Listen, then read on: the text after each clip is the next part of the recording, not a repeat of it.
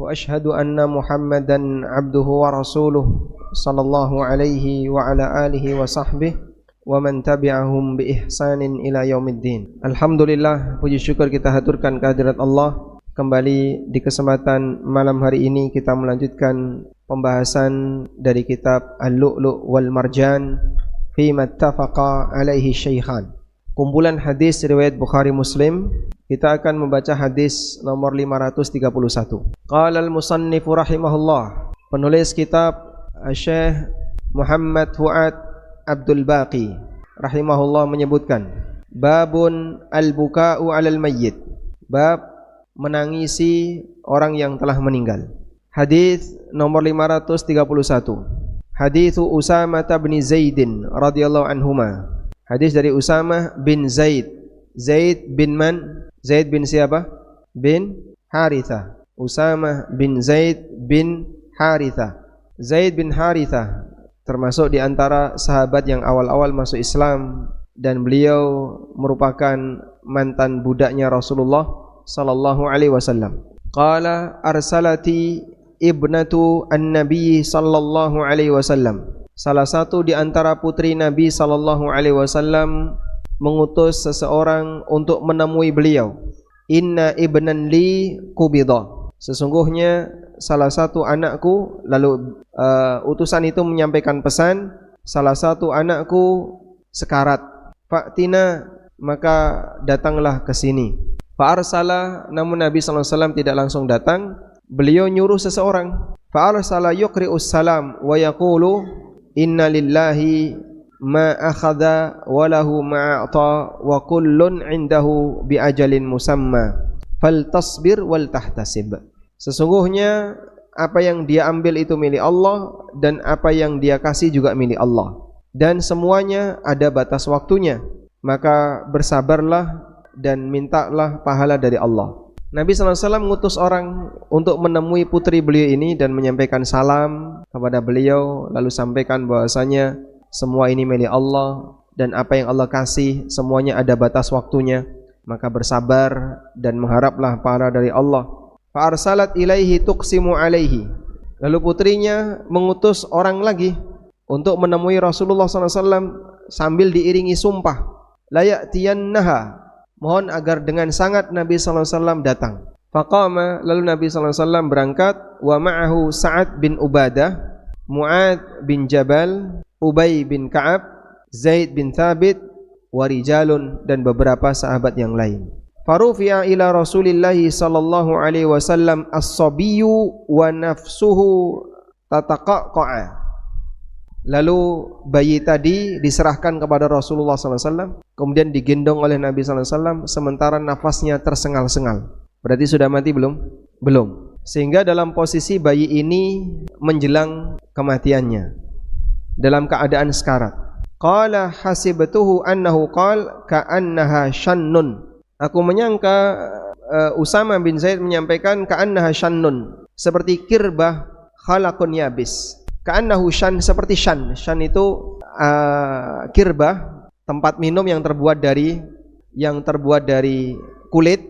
Kemudian ketika dituangkan air, Anda bisa lihat ya, air tidak akan keluar secara bersamaan, tapi seperti ada udara, pluk pluk pluk. Sehingga Usamah bin Zaid menggambarkan nafasnya bayi itu saat ada di gendongan Nabi sallallahu alaihi wasallam, ka'annaha kirbah, ka'annaha shan, seperti keluarnya air pada waktu dituang dari ceret, seperti ada apa? Ada udara. Fafadat aina, maka keluar air mata Rasulullah sallallahu alaihi wasallam. Faqala Sa'ad, maka Sa'ad bertanya, ya Rasulullah, ma hadha? Ya Rasulullah, air mata apa ini? Faqala, kemudian Nabi sallallahu alaihi wasallam mengatakan, hadhi rahmatun, ini adalah bentuk kasih sayang. Ja'alahallahu fi qulubi ibadihi, Allah sematkan di hati para hambanya. Wa innama yarhamullahu min ibadihi ruhama, Allah hanya akan merahmati para hambanya yang punya rasa kasih sayang. Tayyib. Yang dimaksud putri Nabi sallallahu alaihi wasallam dalam hadis ini adalah Zainab bintu Muhammad sallallahu alaihi wasallam, putri pertama Rasulullah sallallahu alaihi wasallam dari Khadijah radhiyallahu anha. Dan Nabi sallallahu alaihi wasallam punya berapa anak? Punya berapa anak? 7, 4 laki-laki, 3 kebalik ya, 4 perempuan, 3 laki-laki. Zainab, kemudian Ummu Kulthum, Ruqayyah, Fatimah. Ini anak-anak perempuan beliau. Lalu yang laki-laki Abdullah, Qasim, satu lagi Ibrahim. Rasulullah sallallahu alaihi wasallam ketika diminta oleh Zainab, putrinya, anaknya Zainab dalam kondisi sekarat, maka Zainab mengutus seseorang minta Rasulullah sallallahu alaihi wasallam untuk datang. Tapi Nabi sallallahu alaihi wasallam tidak langsung datang, malah ngutus orang, sampaikan salam kepada Zainab, sudahlah, semua ini milik Allah dan semuanya ada batas waktunya.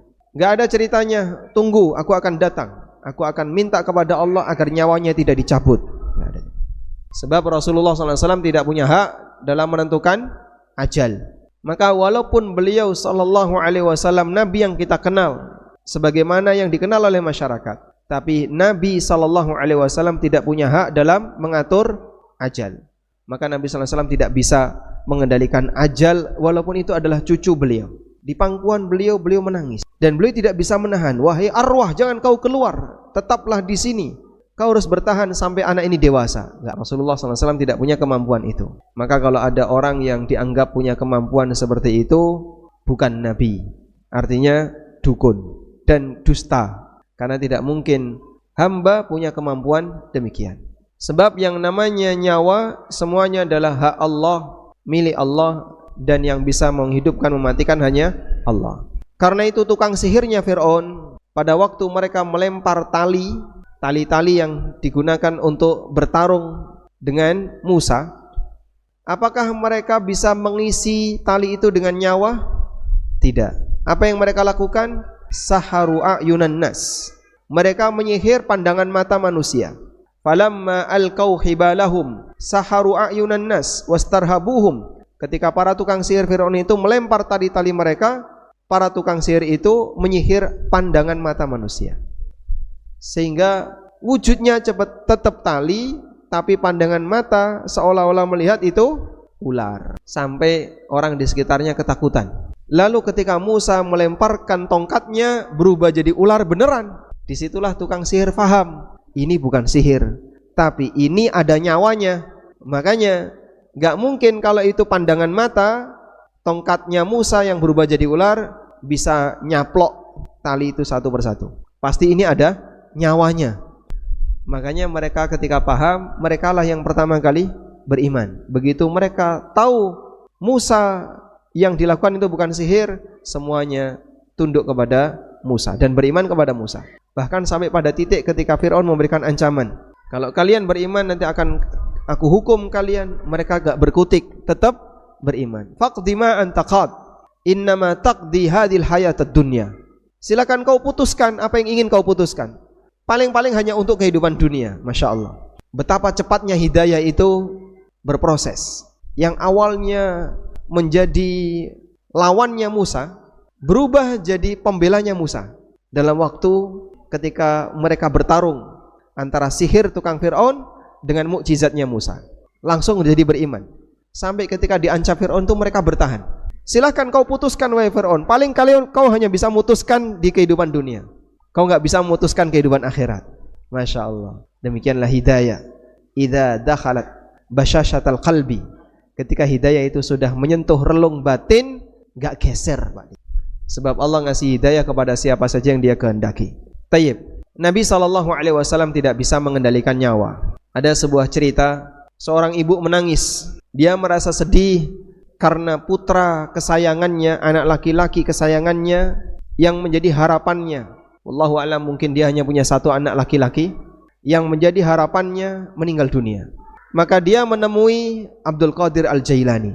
Lalu kemudian disampaikan kepada Syekh Abdul Qadir bahwasanya anaknya baru saja meninggal dunia dan dia kehilangan sekali anaknya itu. Lalu Abdul Qadir naik ke langit, kemudian menemui malaikat pencabut nyawa. Dalam keadaan beliau sedang membawa keranjang isinya nyawa. Malaikat pencabut nyawa ini bawa keranjang isinya nyawa. Banyak nyawa di situ. Akhirnya berantem, tarung antara Abdul Qadir dengan malaikat pencabut nyawa. Ketika tarung, keranjangnya tumpah.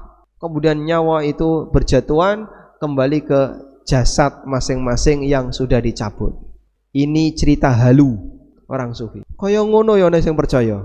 Seperti itu ada yang percaya. Jadi ada orang yang, ya Pak, itu kan hal yang gaib. Kita pakai bahasa iman. Iya, bahasa iman tapi ada ukurannya. Abdul Qadir itu bukan nabi. Iya, dia lebih tinggi dari nabi. Wah, kalau sudah sampai kayak gini mohon maaf ya. Kita sudah beda agama. Karena kalau sampai menyebut manusia biasa lebih tinggi daripada nabi, berarti dia keluar dari Islam. Sehingga tidak ada manusia biasa yang lebih tinggi dari nabi.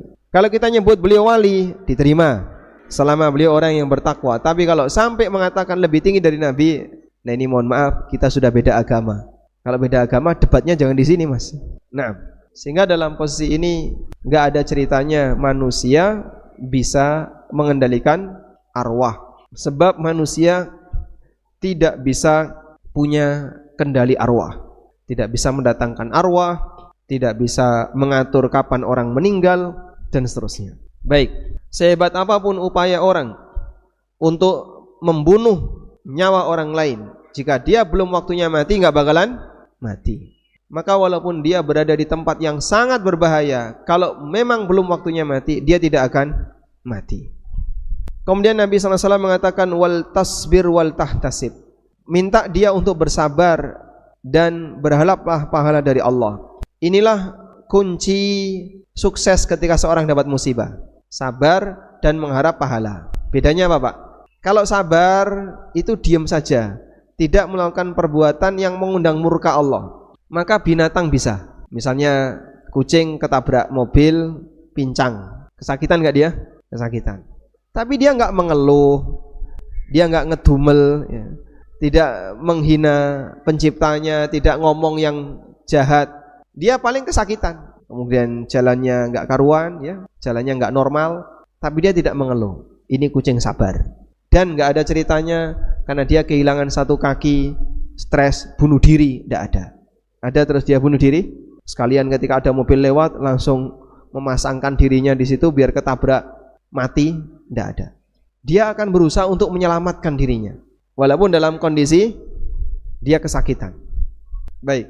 Demikianlah binatang, dia bisa sabar. Mukmin punya lebih tinggi daripada itu. Apa itu? Ihtisab. Sehingga dia bertahan dalam keadaan dapat musibah, sabiran muhtasiban. Itulah kata kunci. Bersabar dalam arti tidak melakukan tindakan yang mengundang murka Allah, dan hatinya penuh harapan. Semoga di balik ini ada pahala besar yang bisa aku terima. Anda ketika mengalami musibah apapun, miliki ihtisab. Ihtisab inilah yang membuat seorang muslim akan mendapatkan pahala yang besar di sisi Allah Subhanahu wa ta'ala.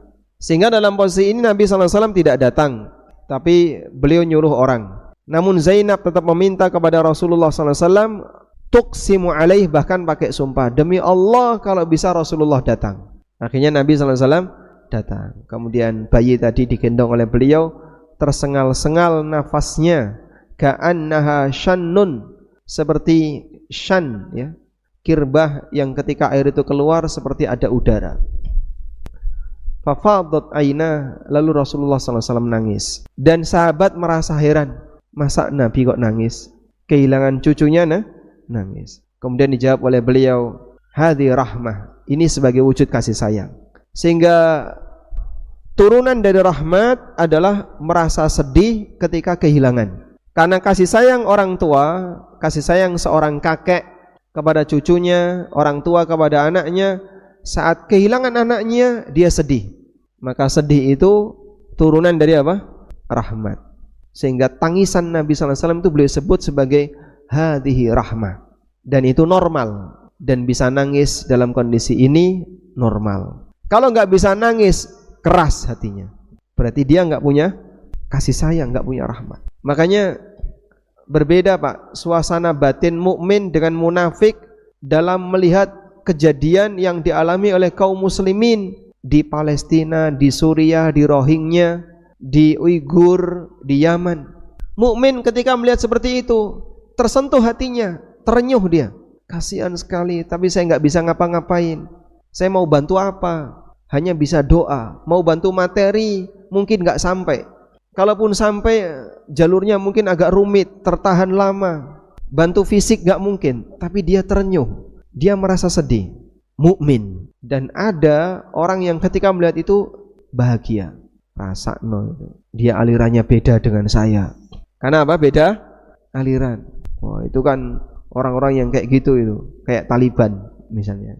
Itu dikait-kaitkan dengan Taliban, padahal nggak ada hubungannya. Tapi dia terkadang tidak ada perasaan sedih pada waktu melihat ada orang mukmin yang dibantai oleh orang kafir. Bahkan dia bahagia, bahkan dia gembira. Dan ada yang seperti itu, Pak. Ada yang seperti itu. Masya Allah. Barangkali itu pertanda dia punya sifat apa? Munafik. Maka munafik ketika kaum muslimin dapat musibah, mereka bahagia. Tapi ketika kaum muslimin mendapatkan kemenangan, mereka sedih. Tayyib. Hadi rahmatun ja'alaha Allahu fi qulubi ibadihi. Inilah rahmat yang Allah sematkan di hati para hambanya. Wa inna ma yarhamullahu min ibadihi ruhama. Dan Allah hanya merahmati hamba-hambanya yang punya rasa kasih sayang. Hadis riwayat Bukhari Muslim. Selanjutnya kita beralih ke hadis nomor 532. Hadis dari Abdullah bin Umar radhiyallahu anhuma. Qala, beliau bercerita, Ishtaka Sa'd bin Ubadah. Sa'd bin Ubadah pernah sakit. Ishtaka Sa'd bin Ubadah syakwa lahu. Sa'd bin Ubadah pernah sakit. Sa'd bin Ubadah itu pemimpin suku apa? Aus atau Khazraj? Aus atau Khazraj? Khazraj. Sayyidul Khazraj, pemimpin suku Khazraj. Ada dua Sa'd, ada tiga mulanya yang berpengaruh di Madinah. Sa'd bin Ubadah, pemimpin suku Khazraj. Sa'd bin Mu'adz, pemimpin suku Aus. Dan Sa'id bin Zurarah, ini yang membuka Jumatan pertama. Dia punya pengaruh di masyarakat. Jumatan pertama ketika Nabi SAW datang ke Kuba, itu yang memprakarsai adalah Sa'id bin Zurarah.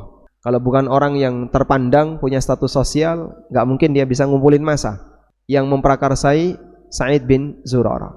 Fa'atahun Nabiyyu sallallahu alaihi wasallam ya'uduhu. Lalu dijenguk oleh Nabi sallallahu alaihi wasallam bersama Abdurrahman bin Auf, Sa'ad bin Abi Waqqas, Abdullah bin Mas'ud. Masya Allah, orang-orang besar menjenguk beliau yang sedang sakit. Falamma dakhala alaih, ketika Nabi SAW menemui beliau, fawajadahu fi ghashiyati ahlihi. Nabi SAW melihat Sa'ad bin Ubadah seperti sudah meninggal di dekat keluarganya. Fi ghashiyah, yang dimaksud adalah dikerumuni oleh keluarganya karena dikiranya beliau sudah meninggal. Faqala qad qada. Maka Nabi SAW bertanya, qad qada, apakah sudah meninggal? Qalu la ya Rasulullah.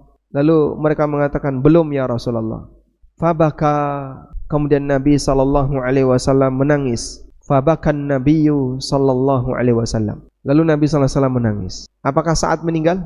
Tidak. Beliau bertahan hidup sampai zaman Umar. Beliau di zaman Khalifah Umar itu masih hidup. Falamma ra'al qaumu buka'an Nabiyyu sallallahu alaihi wasallam bakau. Ketika masyarakat, orang-orang di sekitarnya, ketika para sahabat melihat tangisan Nabi sallallahu alaihi wasallam, bakau, maka mereka ikut menangis. Nabi sallallahu alaihi wasallam menangis, sahabat ikut nangis. Faqala, lalu beliau bersabda, ala tasma'un, tidakkah kalian mendengar? Innallaha la yu'adzibu bidam'il ain. Allah tidak menghukum hamba disebabkan tangisan ini. Wala bihusnil qalbi, dan Allah tidak menghukum disebabkan sedihnya hati.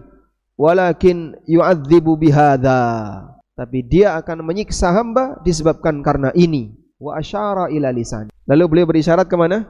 Ke lisan. Au yarhamu, dan Allah akan merahmati hambanya dengan sebab ini. Wa innal mayyita yu'adzabu bi buka'i ahlihi alaihi. Dan sesungguhnya mayit akan disiksa disebabkan tangisan keluarganya yang menangisi kematiannya. Di sini ada pertanyaan, Nabi SAW menangisi Sa'ad bin Ubadah yang waktu itu sakit keras, dan beliau mengatakan kita tidak disiksa dengan tangisan. Tapi di bagian akhir hadis Rasulullah SAW mengatakan, innal mayyita yu'adzabu bibuka'i ahlihi alaih. Sesungguhnya mayit akan disiksa dengan tangisan siapa?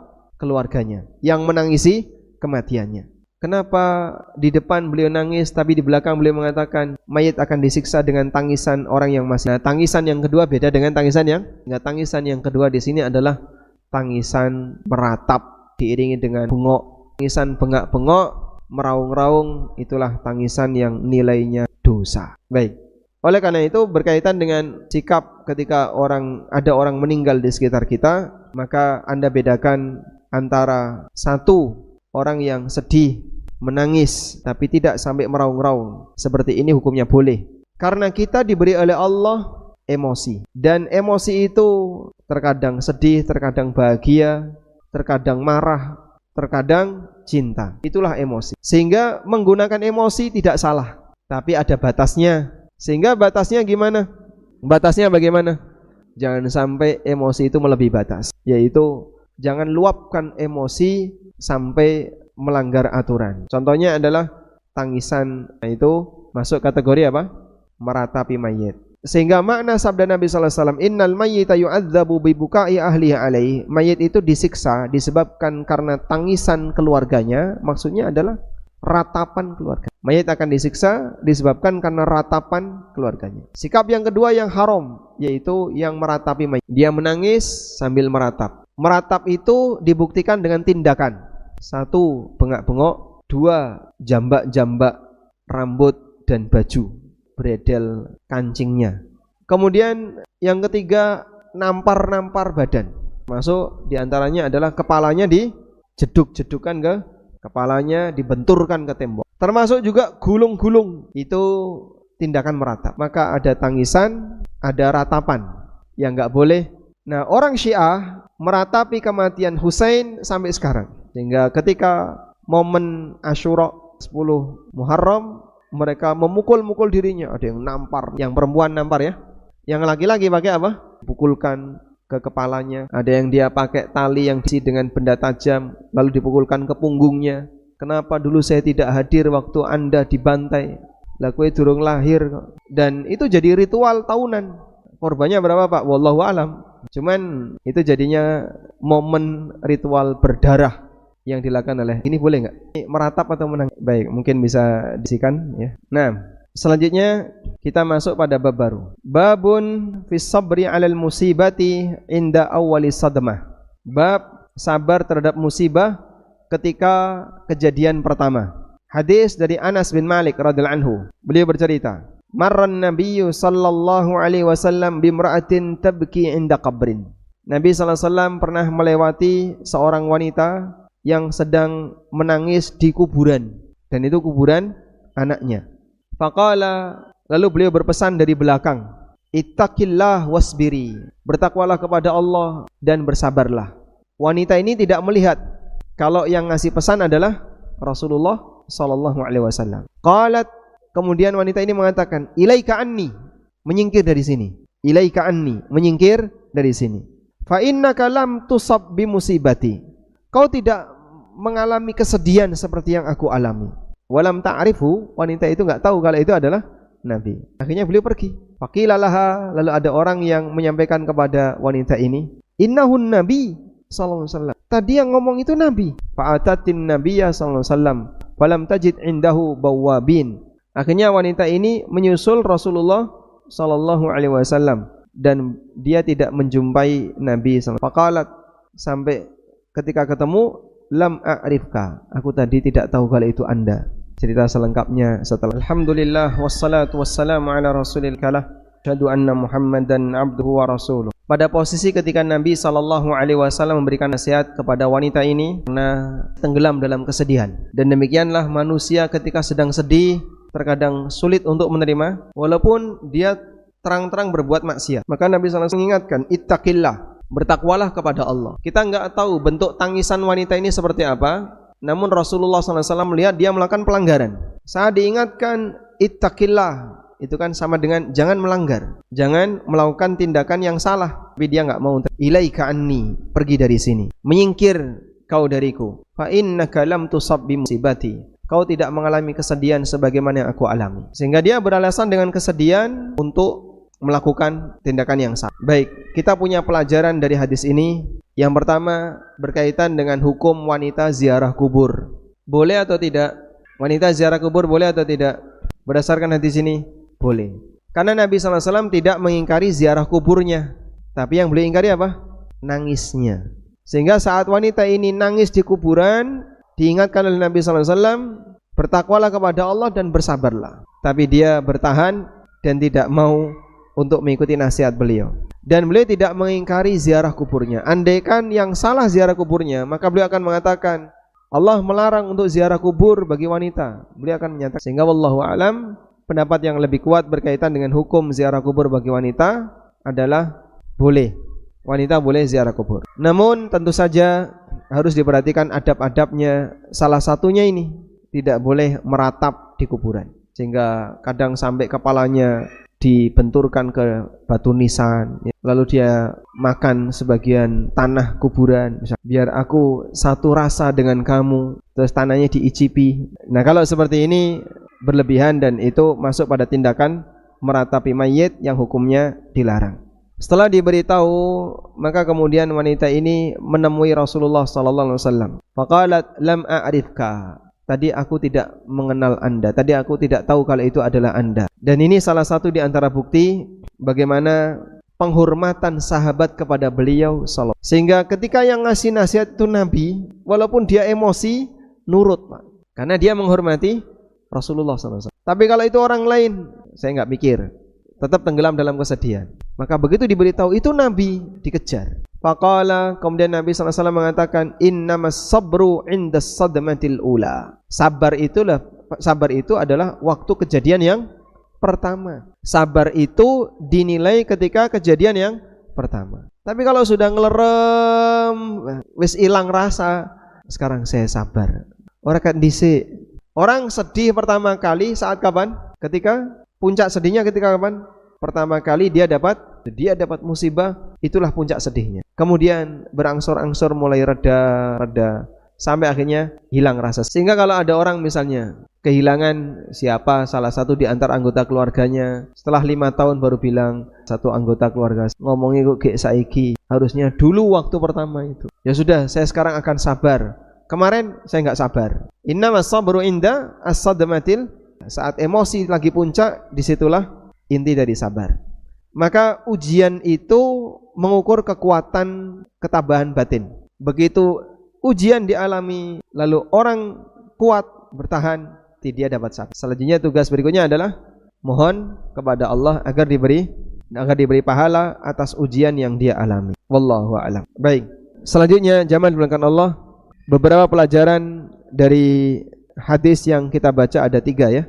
Disinilah kita mendapatkan pelajaran tentang sikap ketika dapat musibah.